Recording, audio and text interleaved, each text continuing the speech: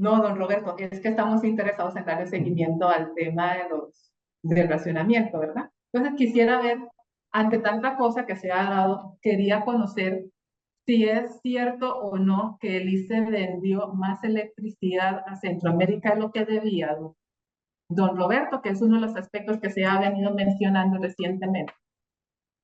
Ok, vamos a tratar de explicarlo porque sí se ha tergiversado un poco la información técnica de cómo hemos funcionado. El operador del sistema, dentro de todas las evaluaciones que hace, es el que determina qué recursos renovables tenemos en el país para atender la demanda. Después de eso, si faltan recursos renovables para atender la demanda, incorpora dos cosas. La generación térmica que tiene el país, pero por disposición del regulador, el operador del sistema está obligado en decir, si voy a tener 50 megavatios de térmico, tengo que ofertar eso al mercado regional para ver si sustituyo ese térmico por energía de Centroamérica. Y entonces ahí es donde se determina la importación que tenemos que hacer. Igualmente, con la exportación, cuando los recursos renovables tienen un excedente sobre la necesidad de la demanda, esa energía que queda extra es el operador del sistema el que determina, uno, la podemos embalsar en los embalses semanales, en los embalses de regulación mensual o en arenal con los embalses plurianuales.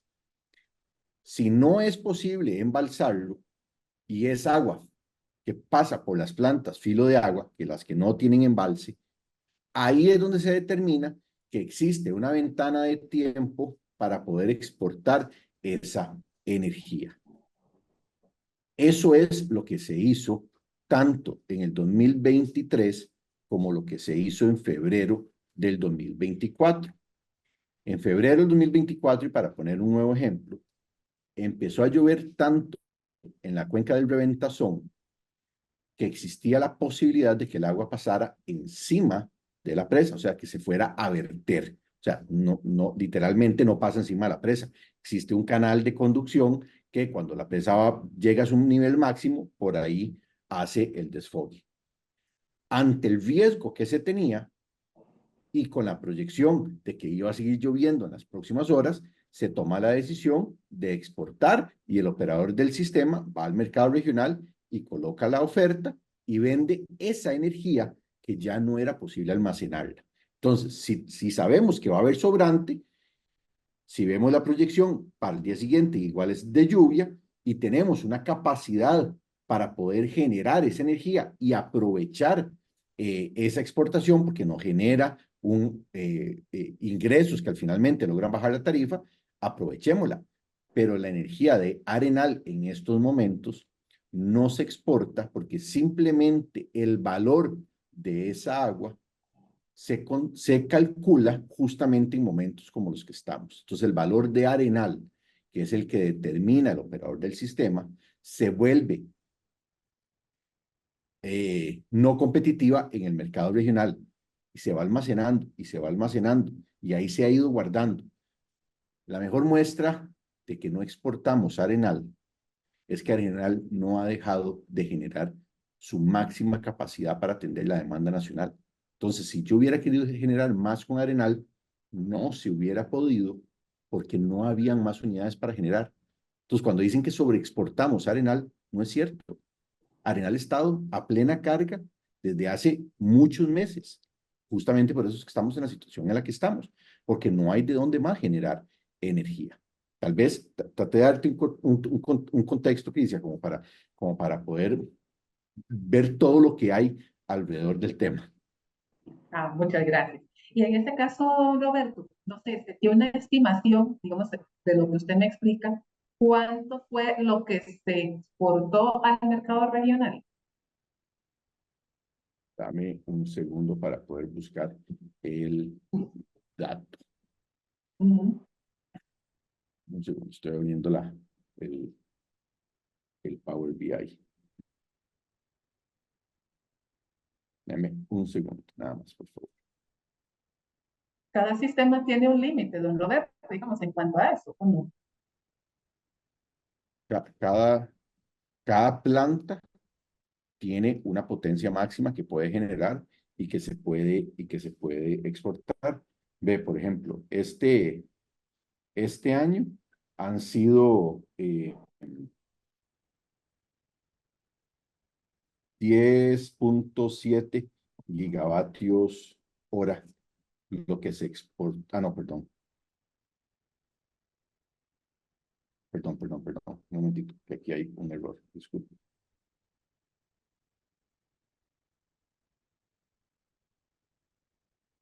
Ok, ya ahora sí.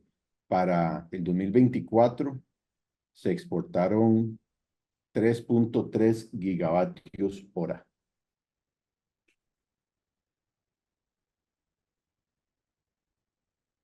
Y eso representó ingresos por el ICE por cuánto. Ya cambié de año. Voy. Eh, Alrededor de $315,000.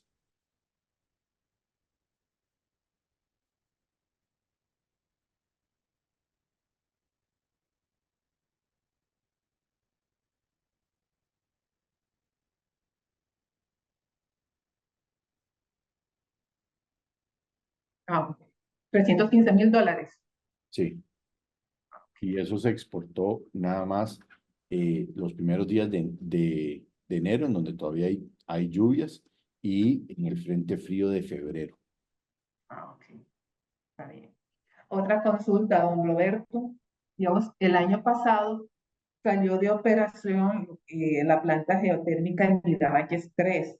En su momento se indicó que no valía la pena su reparación por las características del daño.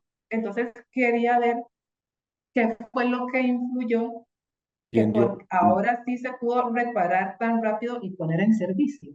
Perdón, nada más me explicas quién fue el que dijo que no valía la pena reparar Miravalles 3. ¿Cuál fue la fuente? El ICE en su momento, Miravalles 3. Miravalles 3. Te pediría que me enseñara la fuente porque Ok, voy a no buscar tengo esa parte. recolección de en qué momento dijimos que no valía la pena la reparación. ¿Cómo fue el término que usaste? Que no valía la pena reparar por los daños, las características del daño. Eso es lo que le iba a preguntar, cuáles eran esas características del daño que se presentaron en su momento.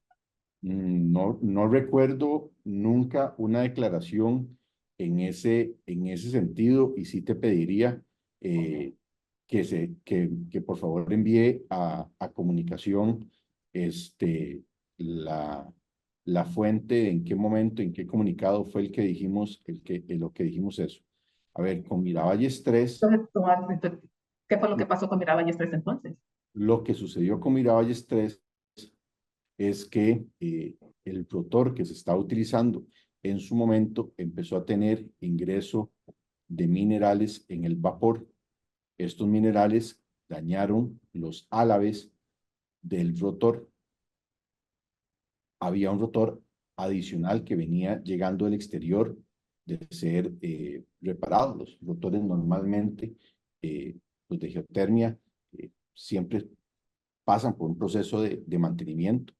El equipo tomó la decisión de antes de poner el rotor recién reparado, de detener la planta para poder hacer un proceso de inversión en el campo geotérmico que permitiera que el vapor viniera con menos cantidad de minerales. Hubo que determinar de dónde venían esos minerales, si venían de las tuberías, de los vaporductos, que son los que transportan el vapor, si venían de las tuberías que entran a la tierra o si eran simplemente minerales que venían desde el vapor de su fuente de origen. Desde que salió de operación hasta este mes de mayo, ha sido un trabajo muy intenso para poder solucionar y disminuir la cantidad de minerales que vienen en el vapor. Ya finalmente logramos, y sí, bajo un esfuerzo enorme del equipo de campo geotérmico y de planta, lograr disminuir a niveles operativos la cantidad de minerales que nos están trayendo y ya era seguro poner a operar el nuevo rotor sin causarle daños. Hay que entender, como en el agua, digamos, uno puede pensar que el agua de un embalse siempre va limpia. No, no, a una unidad generadora hidroeléctrica le, le llega cualquier cantidad de cosas, troncos, ramas, piedras, basura. Por eso siempre se tienen filtros para tratar de evitar al máximo la entrada de estos materiales y que puedan afectar las turbinas de generación. Igual en el vapor pueden venir partículas que pueden dañar el rotor. Entonces, lo que había que determinar era cómo disminuir esas partículas que venían y cuál fue la solución. Y de hecho la solución fue diseñada por los propios ingenieros del ICE y ya hoy la planta puede operar de la forma que está operando. Ah, ok. Entonces, ya la planta, digamos, con esas reparaciones y esas, ya funciona a cabalidad, en su totalidad. Sí, está dando alrededor de 22 megavatios, que es un incremento como de los 16 que estaba dando antes, una cosa así, está dando 16 megavatios hora, ahora está dando como 22 megavatios hora y ahora después de esta crisis vamos a volver a hacer una detención para poder hacer ajustes y ver si logramos aumentar la potencia que pueda dar la planta, pero son los procesos normales. El año pasado hicimos reparaciones en campo y logramos sacarle como 1 o 2 megavatios más de potencia a las otras plantas, gracias simplemente a la mejora de los procesos asociados al vapor.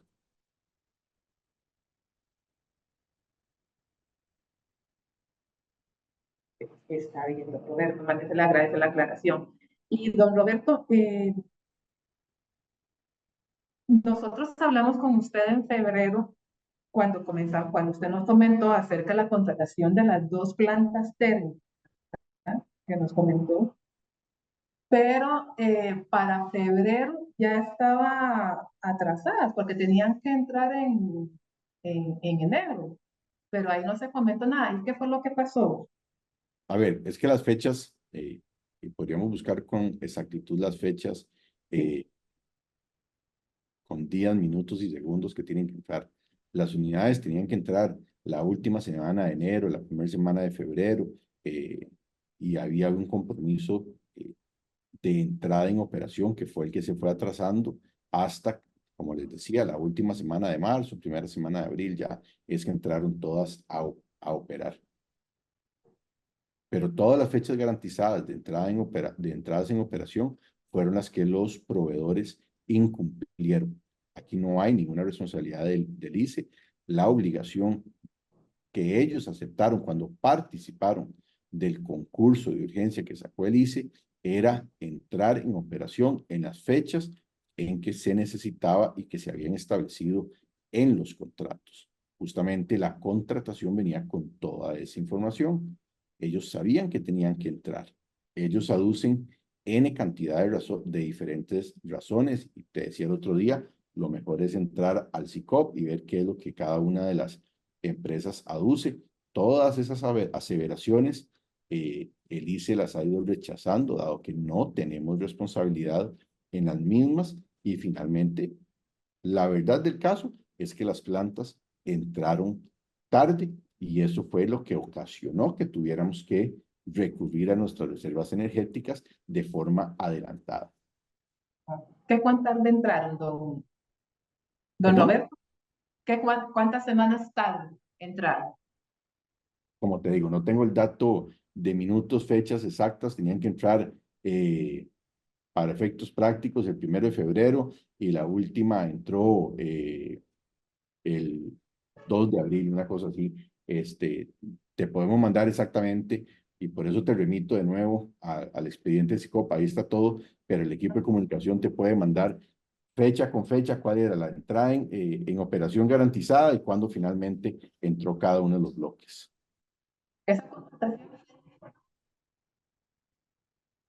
por ese tipo de... Se te cortó un poquito el audio, Crisia, perdón. Ah, No te... perdón. No, gracias. No, yo le preguntaba que si esa contratación, don Roberto, la institución la hizo en tiempo, a sabiendas de las situaciones que que podría pasar la institución y el país, o también hubo una serie de atrasos en el proceso de contratación No, de esas dos plantas. a ver, como lo hemos informado, conforme el niño fue entrando y vimos la severidad del evento, los equipos hicieron los análisis, los estudios y finalmente salió la necesidad de que era necesario contratar un bloque de generación térmica. Se sacó el concurso y los concursos de urgencia tienen plazos muy restrictivos que se cumplieron a cabalidad. Es un concurso que incluso fue revisado por la Contraloría, porque se mandó a pedir información, ya todas esas etapas se llevaron a cabo. Todo eso está en el expediente de SICOP. Don Roberto, otra consulta. ¿Qué falló, digamos, en el análisis técnico realizado que hizo que lo llevó a asegurar en la entrevista que tuvimos en febrero y después el 24 de marzo de que no habría racionamientos este año? No, a ver, no falló. Siempre hemos sido muy claros que no iban a haber racionamientos por situaciones bajo el control de nosotros. Siempre hemos dicho que si las condiciones climatológicas se cumplían, esos racionamientos no iban a existir. ¿Qué, qué falló? Sí, hubo fallas de unidades generadoras, como siempre puede ocurrir en cualquier sistema, independientemente si son ICE, si son de las distribuidoras, si son de los generadores privados. Por ejemplo, el fin de semana venía entrando mucha lluvia, había un generador privado que podía entregar más agua, tuvo un fallo en uno de sus sistemas de control y no pudo entregar la electricidad que tenía que entregar. Eso es normal en cualquier industria. O sea, ves carreras de carros y ves cómo los carros fallan. O sea, cualquier parte mecánica siempre está sujeta a un fallo. De eso tuvimos varias situaciones, tuvimos eventos a nivel centroamericano que nos pudieron afectar, como también es normal en cualquier sistema eléctrico interconectado. ¿Qué fue los dos elementos más importantes que nos llevaron a este punto?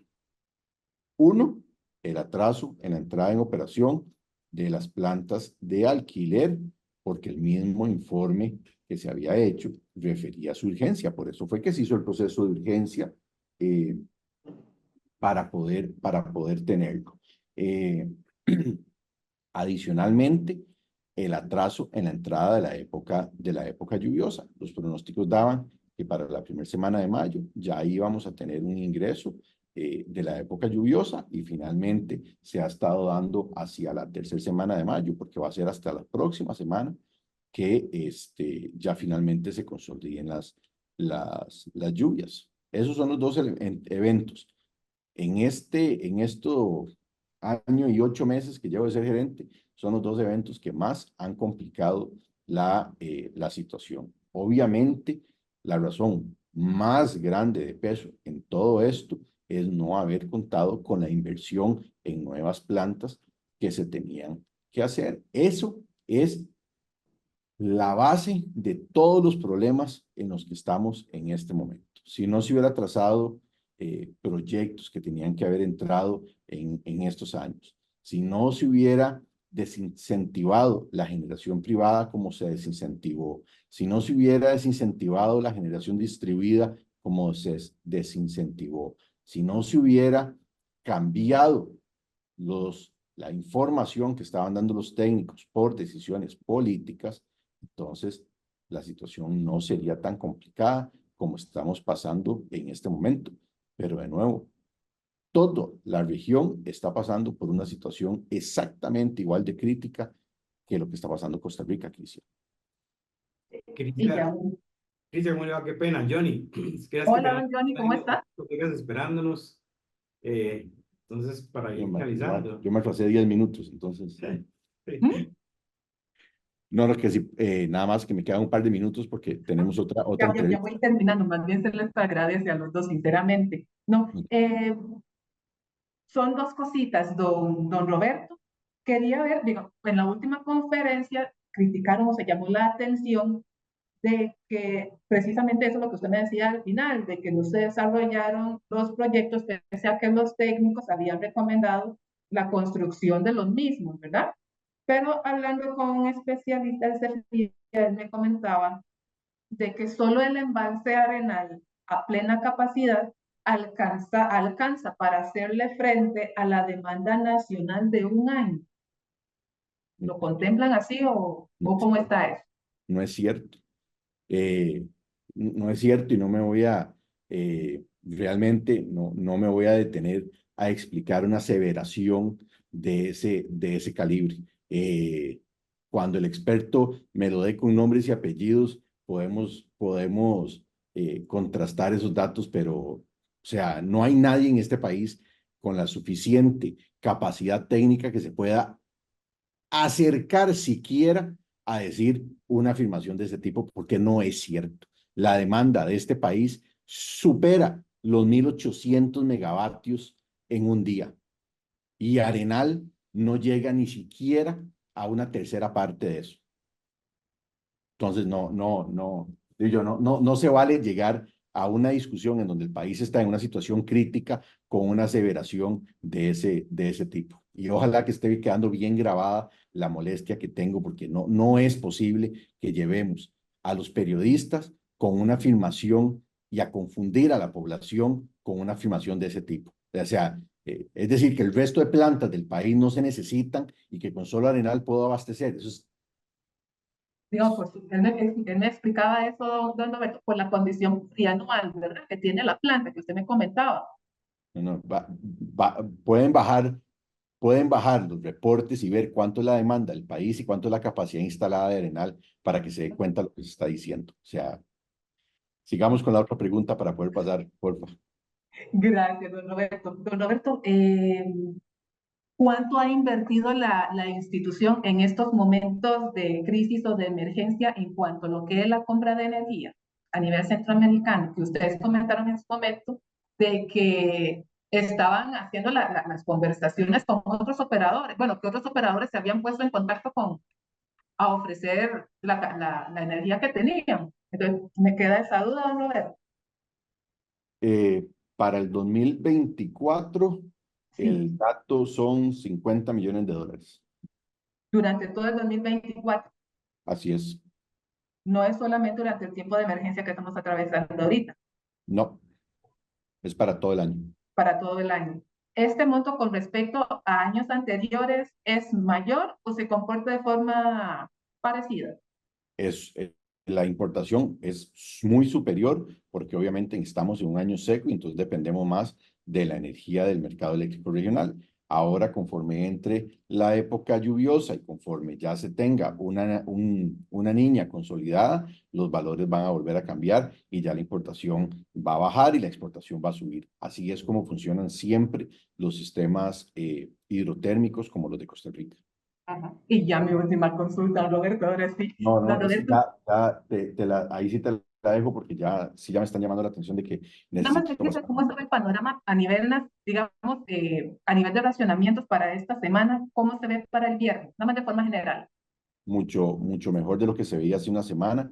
Ya, por dicha, empezó a llover y empezó a aumentar el nivel de Arenal, empezó a aumentar el nivel de Reventazón, empezó a aumentar el nivel de Cachí y yo esperaría, con los análisis de aquí al viernes, poder comunicar mejores noticias.